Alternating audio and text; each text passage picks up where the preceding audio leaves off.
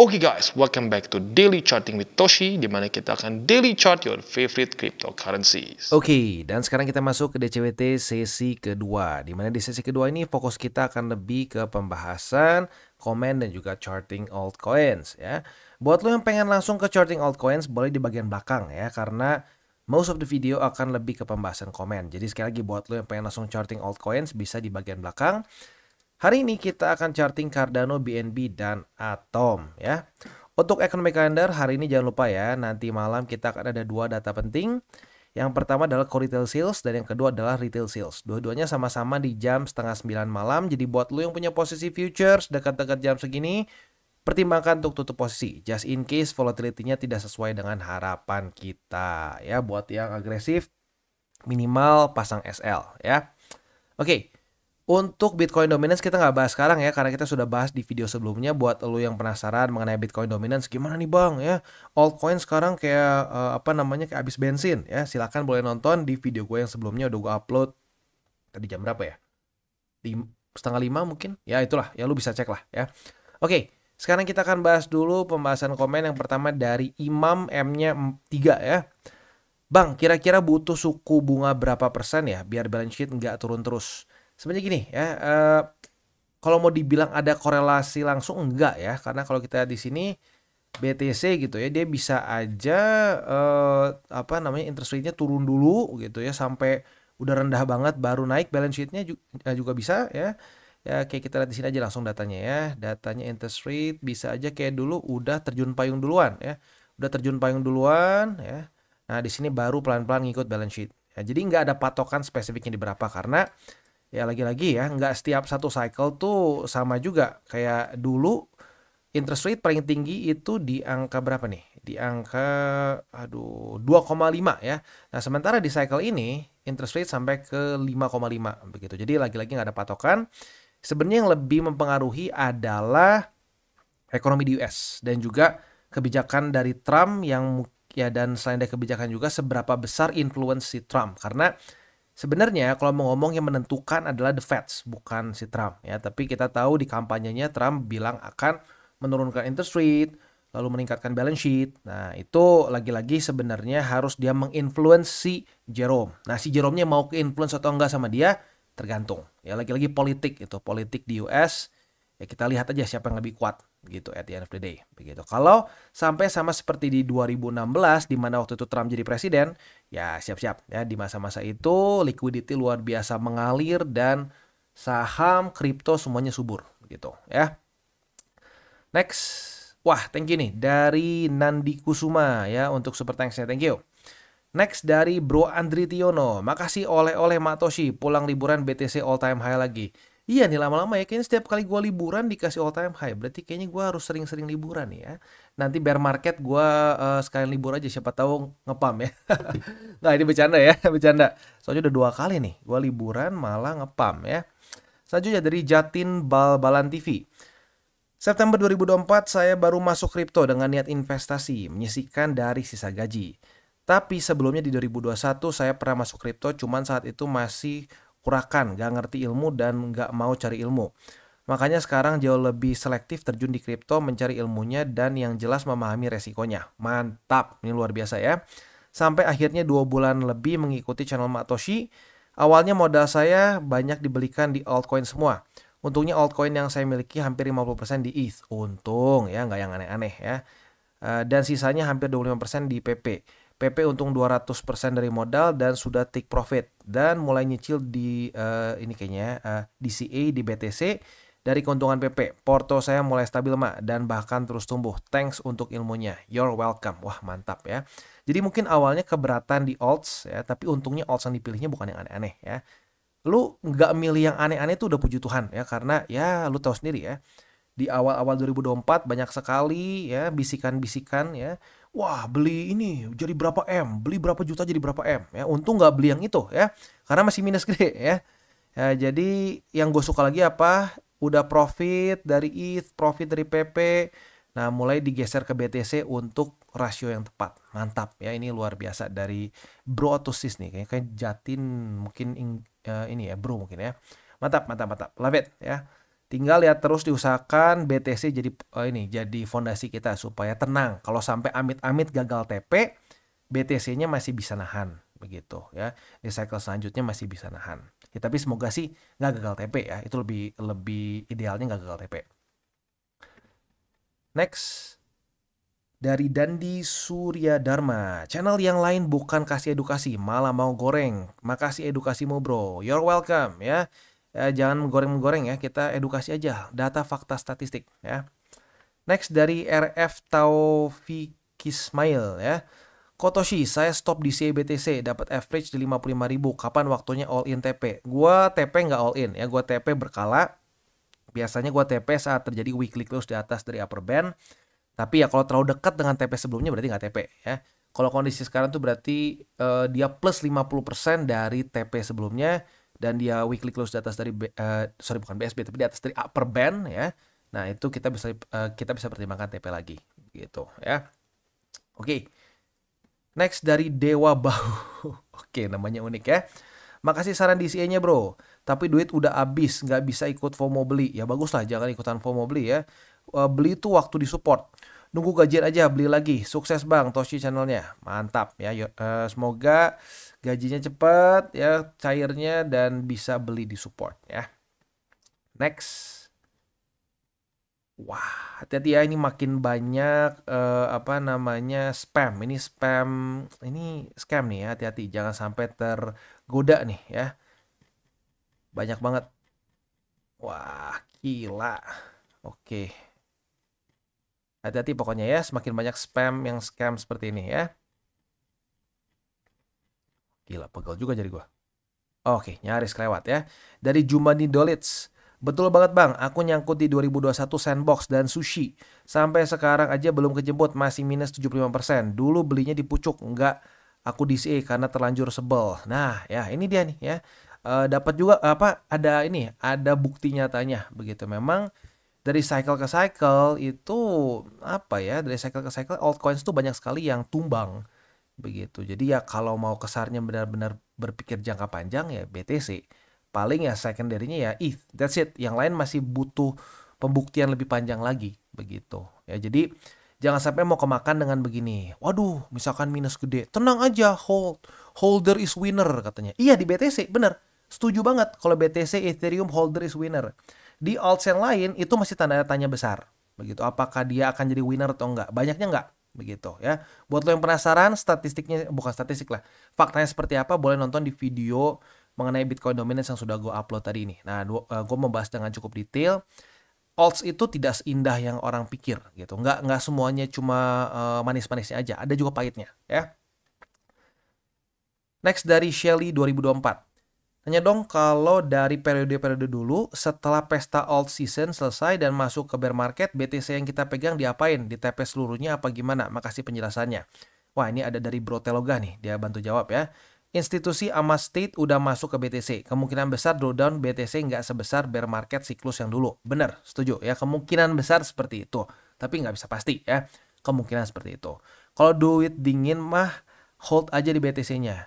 Kalau altcoin nggak ada cerita lain TP habis. Nggak worth it kalau drawdownnya sampai 90% di hold. Setuju, bener banget ya. Mantap nih. Nah ini gue happy banget nih ya. Para subscriber lama membantu menjawab para subscriber baru ya. Ini tabur tua yang berjalan terus ya, luar biasa. Thank you Bro Telogah ya. Thank you juga buat pertanyaannya dari Sis Shelly. Ini pertanyaan bagus ya. Ini pertanyaan yang dipikir dulu begitu ya. Karena sekarang gue udah nggak mau mencoba menjawab pertanyaan yang nggak dipikir dulu begitu ya. Kayak bang ini kapan kapan pucuknya di angka berapa? Gue udah nggak akan jawab lah seperti itu ya. Yang bagus kayak gini ya. Next dari Gadget Channel 5752. Enakan jadi holder daripada trader, tidak pusing-pusing mikirin naik turun. Santai tinggal ngopi, duit nambah terus tiap bulan. Yes, setuju ya. In general gue setuju, tapi pegang apa begitu. Ya sama kayak misalkan yang tadi ya. Bro siapa tadi? Jumadi Dolits ya. Kalau megangnya salah masih minus 75%. Udah di hold berapa tahun tuh? Udah di hold dari 2021 berarti udah nyaris menuju 4 tahun karena sekarang bentar lagi udah 2025 ya. Jadi ya kalau BTC sih ya gue setuju aja, tapi kalau lu megangnya yang aneh-aneh nanti kopinya tumpah kayaknya ya. Oke, Next dari MU Sril A ya. Alhamdulillah BTC ku udah kurubah 90%, jadi yang aman-aman aja. Oh, oke, berarti udah diubah jadi BTC 90%. Boleh-boleh aja ya. Ya gini, kalau sebenarnya semakin besar BTC yang kita pegang, sebenarnya kita cenderung lebih tenang. Kalau gue sih gitu ya. Semakin banyak alt yang kita pegang, bahkan saat sedang profit pun, kalau di otak gue ya, dari pengalaman gue beberapa cycle sebelumnya, gue ngerasa kayak, oke, TP-nya kapan nih? TP-nya kapan nih? Kita harus ekstra ekstra peka dengan kapan kita TP di alts gitu ya. Kalau BTC lu berpikir untuk 10 tahun ke depan sih ya mantap-mantap aja ya. Tapi 90-10 juga menurut gua bagus ya. Berarti ini masuknya ke investor kripto yang cenderung konservatif. And nothing wrong with that. Nothing wrong with that ya. Mantap. Next dari editor Rama. Maaf kok mau tanya. Saya kan newbie. Pengen invest BTC tapi harga udah mulai tinggi kan. Ngeri. Misal sementara beli di alt dulu yang masih pada koreksi. Nah katanya kalau BTC koreksi kan alt ngepump. Nah mulai tak jual-jual buat beli BTC biar dapat harga yang agak murah. Menurut Kotoshi gimana? Bagus, boleh-boleh aja seperti ini ya. Jadi sebenarnya ada juga beberapa kasus kemarin seperti itu ya. Jadi beli dulu alts, kemarin kan sempat drop nih ya BTCD. Nah di masa-masa itu pada TP, masa-masa TP di situ akumulasi lagi BTC, itu boleh ya. Itu bisa menjadi salah satu cara untuk membalancekan portofolio lu begitu ya. Oke. Next dari BTC is King ya. Ini baru edukasi, bisa kasih data dan fakta, nggak cuma bikin halu membodohi viewersnya. Ya lagi-lagi di TCI kita selalu sukanya tuh pakai udah kita kasih aja langsung screen gitu supaya apa? Ya kalau ada data dari mana langsung di sini. Oh dari misalkan Economic Calendar, oh dari investing.com. Oh news ini oh dari sini. Begitu. Ya udah jadi langsung aja. Gitu. Kalau cuma video wah bereaksi luar biasa market begini. Bullshit lah menurut gua ya. Karena kalau cuma pakai reaksi-reaksi kayak gitu ya nggak pakai data, itu cuma pakai perasaan. Wah, gua rasa Bitcoin akan sampai ke sini. Gua rasa rasa-rasa ya. Kalau lu ke restoran mencoba segala macam rasa nggak masalah, tapi kalau di market jangan pakai rasa-rasa lah ya. Oke, next dari Kios Crypto. Halo kok, mohon tanggapan menjelang 2025. Sepanjang tahun 2024, pihak The Fed melakukan pemotongan suku bunga bank berkali-kali atas inflasi global. Dan apakah di tahun 2025 The Fed akan lebih agresif memotong suku bunga dibandingkan 2024 atau malah cooling down karena Presiden Trump? Karena tentunya kebijakan The Fed pasti mempengaruhi pasar, termasuk pasar cryptocurrency. Terima kasih kok. Salam dari Kalbar. Mantap, ini pertanyaan yang bagus ya. Ini artinya Bro Kios Crypto ini udah mempelajari dulu baru bertanya. Itu yang paling bagus ya. Pelajari dulu ya. Nah, ada pertanyaan yang benar-benar pertanyaan yang berbobot baru ditanyakan gitu. Lagi-lagi ya.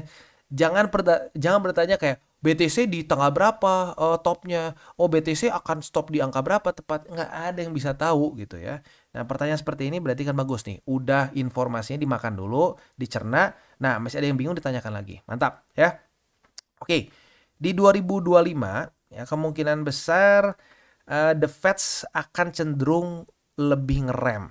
In theory seperti itu karena dari FOMC meeting sebelum-sebelumnya si Jerome menyatakan beberapa kali bahwa kita bisa nih cenderung lebih ngerem, lebih santai gitu, nggak kayak sebelumnya. Karena sebelumnya kan ya benar ya karena ada resiko terjadi resesi kan.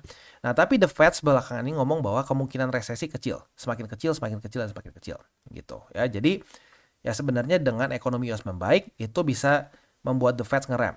Tetapi kita tahu Trump sudah menjanjikan ya di kampanyenya bahwa ya akan terjadi bull market, akan terjadi liquidity besar. Nah, kita lihat nih siapa yang akan lebih kuat karena suka nggak suka pasti walaupun presiden nggak punya hak untuk ngatur The Fed, tapi suka nggak suka permainan politik di US pasti akan ada efeknya. Kalau Trump terus menekan si Jerome untuk menurunkan ya maybe akan terus diturunkan dan balance sheet mulai naik begitu. Jadi tinggal kita lihat siapa yang lebih kuat influence-nya, The Fed or si Donald Trump begitu ya. Oke, kurang lebih seperti itu untuk komennya. Selanjutnya kita akan masuk ke buy limit. Tetapi sebelum kita masuk ke buy limit, seperti biasa gue akan disclaimer dulu bahwa semua konten dari TCI bukan financial advice. Ini semua bentuknya adalah edukasi. Lalu bagaimana cara untuk mendukung TCI? Ada banyak caranya. Lo bisa like our video, bisa share our video, atau juga bisa menggunakan link referral kita di bawah. Dan sekarang kita akan dengar dulu pesan-pesan dari sponsor kita pada hari ini. Oke, today's video is brought to you by Gate.io. Dan seperti yang kita tahu ya, di Gate.io mereka sedang ada startup mining initial offering ya. Nah, sekarang sudah mau masuk ke fase kedua. Untuk yang fase pertama sebenarnya lebih asik sih ya. Karena fase pertama staking tokennya bisa USDT. Jadi sebenarnya paling enak tuh kalau kita masuk fase pertama pakai USDT, resiko cenderung kecil ya karena pakai stablecoin.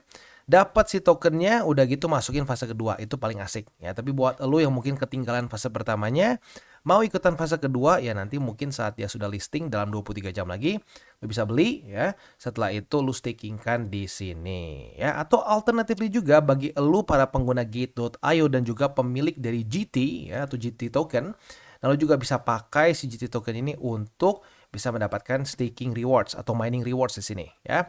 Jadi buat lo yang tertarik silahkan bisa ikutan. Jangan lupa ini akan mulai trade dalam 23 jam lagi. Buat lo yang mau beli ya mungkin harus paling ini aja diperhatikan resikonya jangan sampai kebeli di pucuk begitu ya.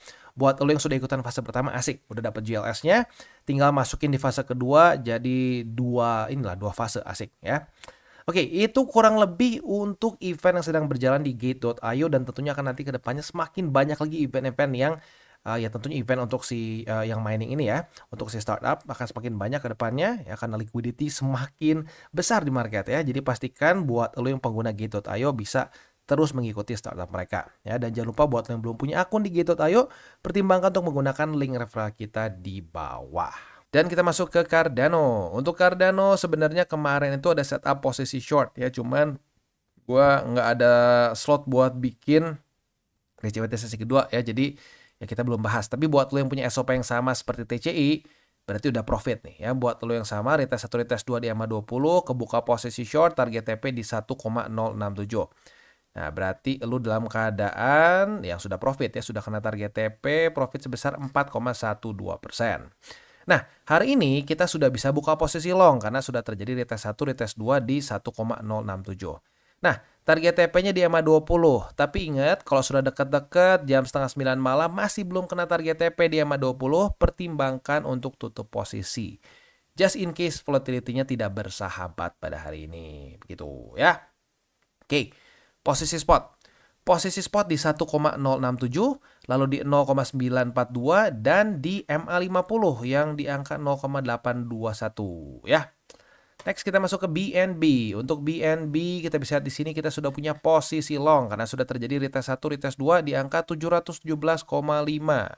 Nah, posisi long kita ini target TP-nya ada beberapa sebenarnya ya.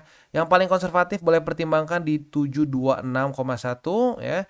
Sementara yang lebih agresif boleh pertimbangkan di angka 750,7. Ini struktur yang gue lupa ini ya. Oke, sini ya. Itu kurang lebih untuk target TP-nya. Bisa pilih di sini 725,4 atau di 750,7 ya. Tentunya ini konservatif, ini lebih agresif ya. Next untuk posisi spot di 717,5, MA 20 dan di 654,4 ya. By the way untuk saat gue ngomong buy limit secara spot ini artinya untuk DCA ya, untuk yang para newbies.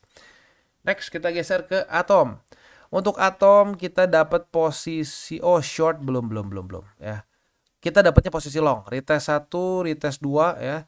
Terjadi dari kemarin sebenarnya. Buat lo yang sudah pasang ya berarti udah kena target TP sebenarnya. Tapi buat yang belum masih buka hari ini ya boleh juga sih, tapi resikonya lebih besar ya. Nah, target TP posisi longnya ini di EMA 20 di angka 9,144 ya. Tapi ingat, setengah 9 belum kena target TP. Pertimbangkan untuk tutup posisi just in case volatility-nya tidak bersahabat. Posisi spot 8,776, lalu 7,914 dan MA 50. Itu kurang lebih untuk posisi spot dan futures di Atom. Dan juga untuk ending DCWT sesi kedua ini ya. Kita tutup dengan 3 golden rules. Jangan pakai uang panas, jangan over leverage, berpikirlah jangka panjang. Terdengar mudah tapi sulit untuk dilakukan ya. Udah banyak yang ngomong, gak segampang itu ya bang. Iya benar, apalagi kalau mentalitasnya pejudi sebelumnya ya. Pasti gatel ya. Nah itu sama kayak lu lagi dikasih obat nih. Lu dikasih obat ya, kulit lu gatel, lu garuk ya obatnya hilang kan. Nah itu harus dipaksakan, jangan digaruk. Nah jangan dibuka posisinya, jangan dilanggar 3 aturan itu. Lama-lama sembuh sendiri gitu ya. Dan salam tabur tuai. Ingat, apa yang lu tabur akan lu tuai, jadi taburlah hal baik sebanyak mungkin. ya. Oke guys, jadi itu adalah akhir dari segmen DCWT kita pada hari ini. Dan jangan lupa bagi kalian yang merasakan manfaat dari segmen ini, jangan lupa untuk share ke teman-teman kalian. Dan apabila lu pengen mensupport channel kita, ya TCI, jangan lupa untuk menggunakan link referral kita di bawah. Nggak wajib, ya, tetapi apabila lu menggunakan link referral kita di bawah, ada macam-macam, ya, dari Bybit, Huobi, Maxi, toko kripto, dan banyak lagi, ya. Ya, walaupun nggak wajib, tapi kalau menggunakan link referral kita, lu secara langsung membantu perkembangan dari TCI. Dan satu lagi, jangan lupa juga untuk join Telegram group kita, di mana kita bisa ngobrol-ngobrol santai mengenai dunia cryptocurrency secara dua arah. So, jangan lupa untuk like, subscribe, click the bell icon, and see you on the next video.